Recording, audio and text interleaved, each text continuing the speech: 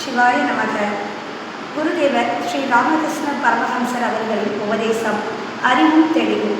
ஒரு சமயம் அறிவும் தெளிவும் எந்த அளவிற்கு ஒருவருக்கு முக்கியம் என்பதை சீடர்களுக்கு விளக்கிச் சொல்லிக் கொண்டிருந்தார் ஸ்ரீராமகிருஷ்ணர்.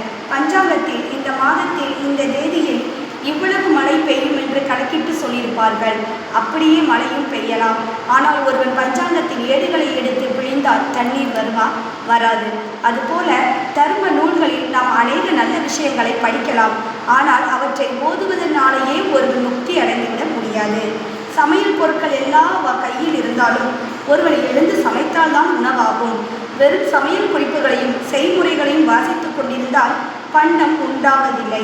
அதுபோல ஒருவன் சொந்த முயற்சி இல்லாமல் போனால் அவன் படித்த சாஸ்திரங்களாலோ அறிந்த உபதேசங்களினாலோ அவனுக்கு பயனில்லை. அந்த நூல்களில் சொல்லியபடி ஆசைகளை அடக்கி மனப்பக்குவத்தோடு வாழ முற்பட்டால்தான் பக்தி உண்டாகும். குளத்தில் குடிப்பதற்காக தண்ணீரை எடுக்கும்போது மேலே உள்ள தெளிந்த தண்ணீரைத்தான் எடுத்துக்கொள்ள வேண்டுமே தவிர சேற்றை கலக்கி தண்ணீரை எடுத்துக்கொள்ளக்கூடாது.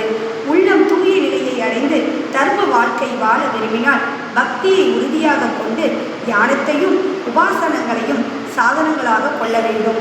சாஸ்திர ஆராய்ச்சியிலும் சமய தத்துவ வாதங்களிலும் வீண் காலம் கழிக்கக்கூடாது. நம்முடைய சிற்றறிவு சிறுகுட்டை தண்ணீரை போன்றது.